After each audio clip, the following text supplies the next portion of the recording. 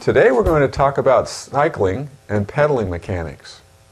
And to be sure, there's lots of factors that affect how a person will pedal.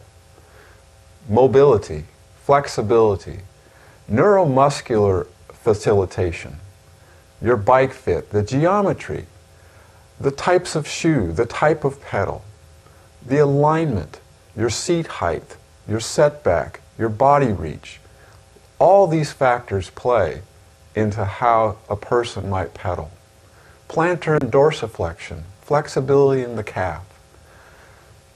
However, there are certain solid information about muscle recruitments that show that most power comes from a range or a torque range between 55 and 100 degrees. That's your chief power center, where your hip and knee extend, and most of your power is going to be generated from about that position.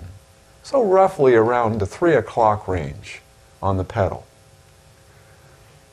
It's important to have a functional position when you're pedaling.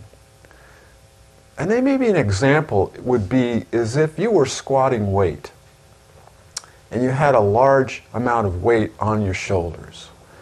You wouldn't want to have a stance that was way beyond the spectrum of this screen, way beyond the width of your body. As you squat down, you would lose the stability and you wouldn't have a functional support. On the other side, you wouldn't want to have a stance if you were squatting weight where the feet were too narrow together or actually touching side by side, because you would also lose stability. You'd have an inability to support the weight functionally as your joints move through a range. The other thing that you're not going to do in most athletic endeavors is you're not going to squat with your butt below your knees.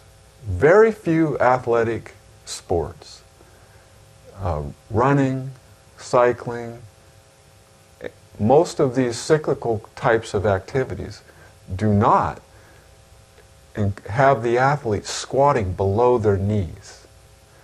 In fact, if you want to jump really high, you're just going to squat a few inches to where the tension in the muscles have loaded, and you're going to be able to extend and jump as high as possible. If you were to squat way below your knees and try to jump up, the load would be too great and you wouldn't be able to achieve as much height. So if you think about that optimal seat height and positions is basically within a range of functional positioning so that you're able to load and unload without the seat height being too high or too low, which goes to pedaling mechanics. Too high of a seat, your heel's going to be up on the downstroke or at the bottom of the stroke, so you're going to be extending, fully extending, and thereby losing torque values. How to pedal optimally, I've taught through 4 sectors: the downstroke, the backstroke, the upstroke, and overstroke. The primary focus, however, is the overstroke to downstroke. And again, using a clock, we would think about the overstroke of being from like 11 o'clock to roughly 3 o'clock. So just before 0 degrees on the top, or 12 o'clock, to 90 degrees, or just about 3 o'clock. It is that point where you're pushing over the top and you're going to roughly 45 degrees that where most of your power is loaded, and then you achieve your peak torque values at just beyond 90 degrees or 3 o'clock. After 3 o'clock, what I try to coach people to do is to unweight. We want to push over the top to roughly 3 o'clock, overstroke to the beginning of the downstroke or right through the downstroke, and then at 3 o'clock we just unweight.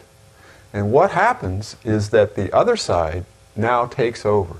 So once you've gotten the right leg to unload just after 3 o'clock, we're now beginning the overstroke on the other leg, on the left side.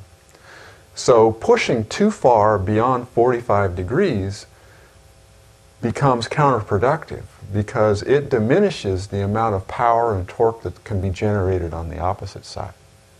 So you don't want to lessen your peak torque values by pushing too far. And additionally, we don't want to pull back or pull up on the pedals. There's going to be a minor contribution, what I call like transitional factors that follow. So you have the overstroke, downstroke, backstroke, and upstroke. It's the backstroke and upstroke that are really transitional. They're not, you shouldn't be trying to essentially pull back or pull up on the stroke. Those are counterproductive because they diminish the opposing side's peak torque value. That said, with terrain changes, now this is what I'm referring to as flat to rolling terrain. It's the overstroke to downstroke. When terrain changes, inclinations change, that torque angle will actually change. So you may actually be effectively pulling back, but because of inclination, or actually even pulling up, depending upon how steep the inclination is. But the angle changes along with the inclination of the road. So it isn't always just overstroke to downstroke in all cases. It's more of a natural feeling. And you should feel that once you learn the overstroke to downstroke. And most of the time, you know, I don't know what the percentage is, but most of the time, I would say a good 70% of the time, it's overstroke to downstroke. You can look at different ways that your pedaling is affected by the type of torque that you apply in using a CompuTrainer, for example. And many fit systems or triathlon and bike stores have that option of being able to look at a spin scan. And I use the polar graph, which I think is more representative and useful to analyze where your average torque angles are. And those torque angles, we want them close to about 45 degrees on the stroke. I'm sorry, 90 degrees, which is roughly 3 o'clock. And in order to achieve that, you need to get the overstroke to downstroke. Also, just briefly, there are some excellent fitting systems out there to help you get your geometry and your body type and develop a good interface between your body and the bike. I really like the evidence-based system of Wobble Knot. They do a very nice job in assessing and measuring and then collectively putting that information together and coming up with a fairly good fits for road bike. So in review again, is that overstroke to downstroke is really your hot spot. That's where you're going to generate power. And you know what? You need to think about it. It's something that needs to be concentrated on at all times. You can't just get out and push up and pull and push and without real conscious effort. So I hope that you'll spend a lot of time doing one-leg spins that really enhance that feeling of technique. And when I coach one-leg spins, I like both feet in the water, in the pedal, and that the other foot is unweighted, but it's cleated in, and that you're just focusing on the right side, the left side is unweighted, and you will feel that overstroke to downstroke zone that I'm talking about very, very clearly.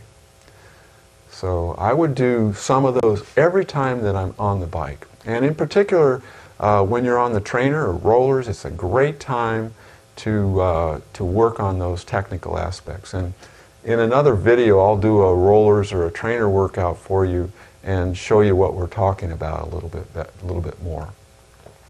So I thank you again for watching. I hope that this tip will help you become more efficient. And if you have any questions, you can go ahead and email us. And I'm also going to ask you again to try to make every movement better than the last. I'm Coach Marc Evans. Thanks for watching.